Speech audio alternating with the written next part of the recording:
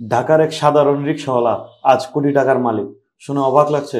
তাহলে আসুন জেনে নেই বিস্তারিত। দেখেন, আলম বয় নামে এক ব্যক্তি ছিল। সে ছিল নিম্ন মধ্যবিত্ত লোক। সে রিকশা চালাতো, অনেক পরিশ্রম করত, কিন্তু সে কোনো রকম তার লাইফটা লিড করতেছিল। তো এক সময় তার রিকশাতে এক ভদ্রলোক ওঠে। সে ছিল উদ্যোক্তা। তো বলতেছিল যে, মামা কি করতে পারি, জীবন তো এভাবে হচ্ছে না। সে বলল, দেখো, তুমি তোমার জীবনটাকে যদি এগিয়ে নিয়ে যেতে চাও, তাহলে তোমার নিজের পায়ে দাঁড়াতে হবে, নিজে কিছু করতে হবে, শরীরের পরিশ্রম দিয়ে হবে না। এই কথা থেকে সে মোটিভেটেড হয়ে সে পরিশ্রম করতে থাকলো এবং কিছু সঞ্চয় করতে থাকলো। সঞ্চয় করার এক পর্যায়ে 6 মাস সময় লাগলো তার। 6 মাস পরে সে টাকা জমিয়ে আরেকটা রিক্সা কিনলো। ওই রিক্সাটা সে ভাড়ায় চালায় দিল। ভাড়ার পরে কি হলো, সে প্রতি মাসে এখান থেকে 3,000 করে টাকা আসতে থাকলো তার। ঠিক 6 মাস পরে আরেকটা রিক্সা কিনলো।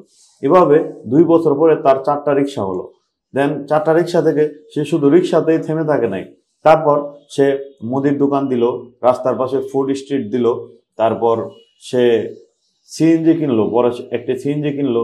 তারপর সে একটি ফ্ল্যাট ভাড়া নিল, নিয়ে ম্যাচ হিসাবে ভাড়া দিল। এভাবে করতে করতে সে মোটামুটি স্বাবলম্বী হয়ে গেল।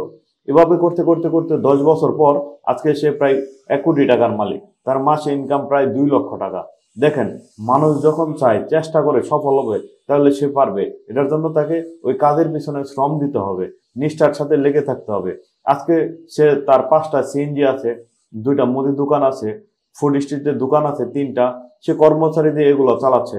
সে তার দক্ষতার সাথে এগুলো চালিয়ে নিচ্ছে। দেখেন, তার ইচ্ছা শক্তি ছিল অনেক বেশি, তার চাহিদা ছিল কম, কিন্তু ইচ্ছার কারণে, তার প্রেরণার কারণে সে অনেক দূর এগিয়ে গিয়েছে। তো সফল হতে গেলে আপনাকে নিষ্ঠার সাথে লেগে থাকতে হবে এবং কঠোর পরিশ্রম করতে হবে। তো আপনারা আশা করি বুঝতে পেরেছেন এবং মোটিভেটেড হবেন, নিজে উদ্যোক্তা হবেন, নিজে কিছু করতে চাইবেন, সফল হতে চাইবেন।